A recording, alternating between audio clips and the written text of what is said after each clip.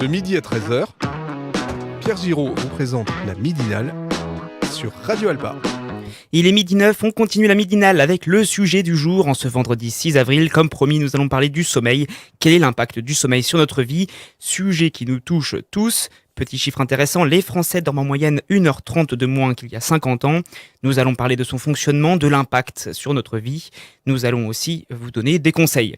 Pour essayer de faire avancer le débat, nous avons sur ce plateau Dr Audrey Bildo-Diallo avec nous, présidente de l'association PFBV qui organise une conférence et des ateliers sur le sujet. Sommeil et bien vieillir, c'est samedi 7 avril, donc demain, c'est à Arnage, nous en reparlerons.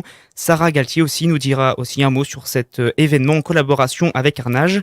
Tout d'abord, bonjour à vous deux. Bonjour. Merci de nous accueillir. Merci à vous d'être venus. Alors Audrey Bildo-Diallo, le sommeil c'est fondamental dans notre fonctionnement en tant qu'humain. La nuit, nous suivons des cycles du sommeil et qui sont très importants. Est-ce que vous pouvez expliquer le fonctionnement d'une nuit de sommeil ? Tout à fait. Alors déjà, effectivement, le sommeil représente un tiers de notre vie, donc autant avoir effectivement un bon sommeil. Le sommeil, en fait, se découpe en différentes phases qui se reproduisent au cours de la nuit. Ces phases durent en moyenne 1h30 et au cours d'une phase, on note différents types de sommeil. Le sommeil léger, le sommeil profond, puis le sommeil paradoxal. Donc ces différentes phases, effectivement, se répètent toutes les heures et demie. Et le sommeil aussi, ça change suivant notre âge, en fait, c'est évolutif. Effectivement, on s'aperçoit que lorsqu'on est plus jeune, on a tendance à dormir plus longtemps et avec l'avancée en âge, le sommeil est différent, plus court et aussi plus perturbé. Alors on s'aperçoit effectivement que chez l'enfant, le sommeil profond, qui est effectivement le sommeil le plus réparateur, plus long de 30%, est en moyenne de 30% chez l'enfant, chez la personne adulte de 20% et chez la personne plus âgée, quasiment inexistant. Donc en fait, le sommeil devient beaucoup plus léger, on se réveille plus facilement et d'où on a cette impression effectivement d'un sommeil entrecoupé. Alors, c'est quoi les conséquences d'un trop peu ou d'un mauvais sommeil ? Et du coup aussi, quelles sont les conséquences sur le corps quand on passe une bonne nuit ? Alors effectivement, donc le sommeil a plein de bienfaits. Il permet de reposer l'organisme déjà d'une. On sait que c'est pendant cette phase qu'il y a une bonne cicatrisation de la peau, une bonne réparation de l'os et des muscles. Ça permet aussi de booster le système immunitaire. Quelqu'un qui dort bien, effectivement, aura moins d'infections. Ça permet aussi, on sait, sur la mémoire, de permettre de nouveaux apprentissages et puis au cours de la journée, tout ce qu'on a pu avoir comme nouvelle expérience de se mettre effectivement, de s'inscrire dans notre mémoire. Ça a aussi des bienfaits pour grandir pour les enfants. C'est pendant cette phase-là, effectivement, que les enfants peuvent grandir, que l'hormone de croissance, effectivement, est sécrétée. Et puis, par ailleurs, aussi, cela permet de bien grandir et de se sentir bien au cours de la journée suivante. Une bonne nuit, c'est très important, mais on dit souvent aussi que les minutes et les heures perdues ne se récupèrent pas. Est-ce que c'est vrai ? Oui, c'est tout à fait vrai. Malheureusement, on est de plus en plus en carence de sommeil. Comme vous l'avez dit effectivement au tout début, les Français dorment de moins en moins. Ça s'impacte effectivement au cours de la journée. Et ça, malheureusement, ça se récupère pas. Alors donc, il faut adopter une bonne hygiène de vie. On en reparlera peut-être, mais les nouvelles technologies, effectivement, tout ce qui est lumière bleue et haute le soir, effectivement, sont à bannir. Alors chaque personne aussi doit avoir une durée de sommeil qui est différente des autres personnes. Chacun a besoin d'une heure de sommeil différente. On n'est pas tous égaux. Effectivement, on n'est pas tous égaux devant le sommeil. Il y a des bons dormeurs et des moins bons dormeurs. Donc c'est vraiment individu dépendant. Encore une fois, en fonction de l'âge, la durée n'est pas la même, mais aussi avec l'avancée en âge, effectivement, en général, les personnes peuvent dormir entre 6 et 8 heures. Tout dépend effectivement si on est bon dormeur ou pas. Alors j'ai trouvé ce chiffre, 20% des Français sont concernés par les insomnies. Alors c'est vraiment beaucoup et c'est un vrai problème pour ces personnes. Oui, tout à fait. Alors on différencie différents types d'insomnie. Ça peut être effectivement tout à fait occasionnel suite à un problème personnel. Ça peut être quelque chose de transitoire dans le temps ou malheureusement, au fur et à mesure, ça peut se chroniciser. Et dans ces cas-là, effectivement, ça peut commencer à induire des problèmes sur sa santé. Donc c'est là qu'il faut agir. On va essayer de savoir qu'est-ce qui impacte le sommeil. Alors on parle aussi de l'alimentation, ça a un impact fort sur le sommeil. Un excès de sucre peut jouer aussi, mais aussi les boissons. Alors l'alimentation est effectivement une des règles d'hygiène de vie à adopter pour avoir un bon sommeil. Souvent on ne fait pas assez attention. Le soir effectivement il faut éviter tout ce qui est, comme vous avez dit, boissons effectivement sucrées, en particulier toutes celles qui sont à base effectivement remplies de caféine, le Coca-Cola et autres, tous les excitants. Il faut éviter bien sûr les repas trop copieux le soir. Effectivement on a un peu plus de mal à s'endormir. Tout ce qui va être aussi alcool, il vaudrait mieux aussi éviter. Et puis tout ce qui apporte de viande rouge. D'accord, donc des conseils très intéressants. Vous avez commencé à parler tout à l'heure de l'impact de technologie sur le sommeil, avec les écrans, les ondes, les lumières bleues. Alors c'est vrai que malheureusement dans notre société aujourd'hui, il y en a partout, même dans nos chambres et autres, que ce soit le téléphone portable, la télé, les écrans d'ordinateur. Il faut éviter effectivement au maximum, avant de dormir, faut éteindre tous les écrans, préférer plutôt un livre et se mettre tranquillement au lit.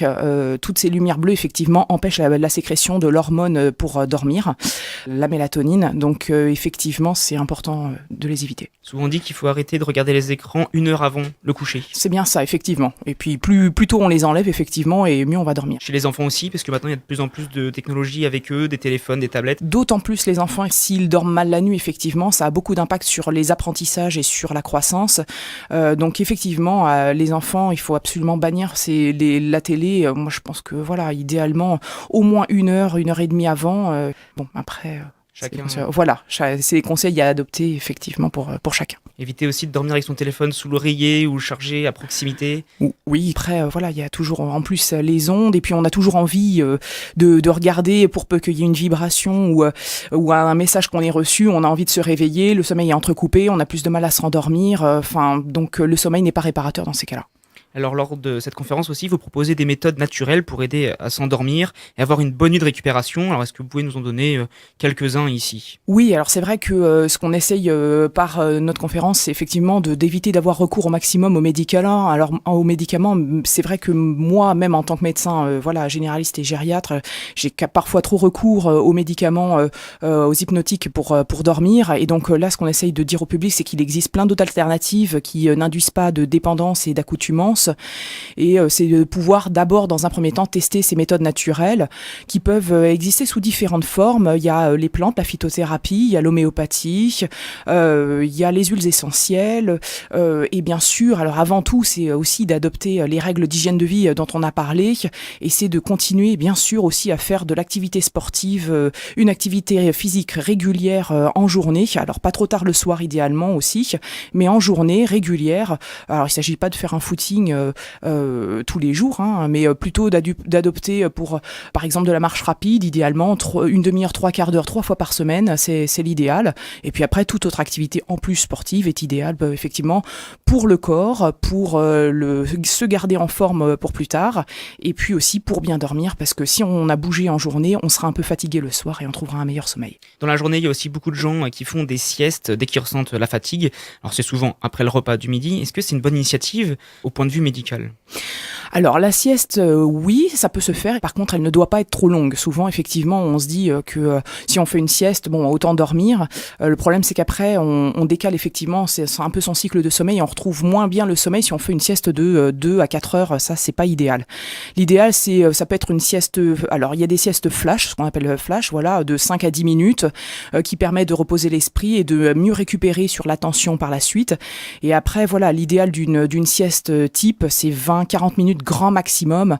L'idéal, c'est derrière pour retrouver un petit peu d'énergie, mais aussi pour pouvoir arriver à s'endormir le soir. Pour les personnes qui ont des vrais problèmes de santé liés au sommeil, en préparant cette émission, j'ai vu qu'il y avait aussi un test qui se nomme polysomnographie. Est-ce que vous pouvez expliquer ce que c'est ? Oui, alors la polysomnographie, c'est un examen du sommeil qui permet de faire un enregistrement de notre sommeil. Alors c'est pas pour tout le monde, c'est-à-dire allez pas tous courir demain chez le médecin généraliste pour demander une polysomnographie et savoir ce que c'est. En fait, la polysomnographie se fait dans le cas où votre médecin ou vous-même ou votre entourage aurait détecté ce qu'on appelle potentiellement un syndrome syndrome d'apnée du sommeil, c'est-à-dire que vous avez tendance à ronfler énormément et à faire des pauses la nuit pendant que vous respirez. Ça inquiète votre conjoint, vous vous sentez très fatigué en journée, vous avez l'impression effectivement de traîner énormément, d'avoir des envies vraiment de vous endormir en pleine journée. Ça peut être les premiers signes effectivement d'un syndrome d'apnée du sommeil. Donc dans ces cas-là, le médecin traitant adresse vers un pneumologue, un spécialiste, qui va effectuer cet enregistrement du sommeil pendant la nuit avec des petits capteurs qui sont mis au niveau de la tête, et puis on va regarder si vous faites des pauses respiratoires aussi pendant la nuit, et dans ces cas-là, il y a un traitement spécifique à faire et qui redonne aussi effectivement pas mal d'énergie quand il est correctement traité. Ce syndrome d'apnée du sommeil, ça touche quand même 8% de la population, donc souvent on passe à côté, ça affecte quelquefois la mémoire, donc faut y penser, et donc voilà, ce test ne se fait que dans ce cas-là. D'accord, sujet très intéressant, mais pour en savoir plus, vous organisez une conférence demain, Sommeil et bien vieillir. Alors que pourront retrouver les personnes intéressées là-bas? Donc là, on a balayé quelques items effectivement sur notre conférence. Donc on fait une journée demain à Arnage à la salle La Bulle, et donc on fait une première conférence médicale que j'animerai de 14h à 15h, et puis ensuite différents ateliers animés par des professionnels de santé ou spécialistes dans leur domaine pour mettre en application des conseils simples d'hygiène de vie par rapport justement au fait d'avoir un bon sommeil. Et ça s'adresse à tout le monde, hein, puisque c'est un peu de la prévention à tout âge, c'est bien, et même plus tôt possible, c'est mieux. Voilà, exactement. La prévention, c'est à tout âge. C'est pas effectivement quand on commence à avoir les problèmes de sommeil, on peut venir s'informer. Donc là, c'est en libre accès, gratuit. Donc d'ailleurs, on remerciera tous nos partenaires, effectivement, la mairie d'Arnage et tous les subventionnaires qui permettent tous les subventionnaires qui permettent que cette journée soit gratuite. L'IRSEM, les caisses de retraite CARSAT, la MSA, IRP Auto et la conférence des financeurs qui permettent de financer et de permettre au public de venir effectivement gratuitement à tous ces ateliers. Et en partenariat aussi avec le CCAS d'Arnage, Sarah Galtier qui est présent ici. Alors c'est une collaboration que vous avez faite sur cette organisation-là. Oui, effectivement. Donc moi je suis stagiaire au CCAS d'Arnage pour cette année, présidée par le maire Thierry Kozik. Je suis moi en 2e année de BTS ESF. Et j'avais pour projet du coup de mettre une action en place concernant la prévention et l'information sur les troubles du sommeil, chez les seniors particulièrement, mais c'est bien ouvert à tous. J'ai contacté donc l'association Prévention Fragilité Bien Vieillir, chez qui j'étais bénévole. Déjà, j'avais participé aux premières journées sur le sommeil et j'étais convaincue du coup de la qualité de l'intervention. Donc, j'ai pu mettre en relation l'association avec la ville d'Arnage. La collaboration s'est bien passée. Ça a été un travail sur plusieurs semaines, plusieurs mois peut-être. Oui, on a commencé, je dirais... Oui, ça fait quelques mois effectivement qu'on travaille sur puisque je suis en alternance. Donc, je viens, je repars. Je suis en formation à la MFR de Bernay-en-Champagne. On a commencé beaucoup au départ sur la communication, comment faire découvrir, sensibiliser et puis préparer les gens à cette journée. C'est un très beau projet et puis une belle conférence. Merci d'avoir été avec nous.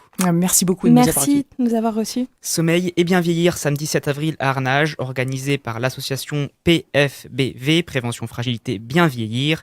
Merci d'avoir été avec nous sur Radio Alpa. De midi à 13h, Pierre Giraud vous présente la Midinale sur Radio Alpa.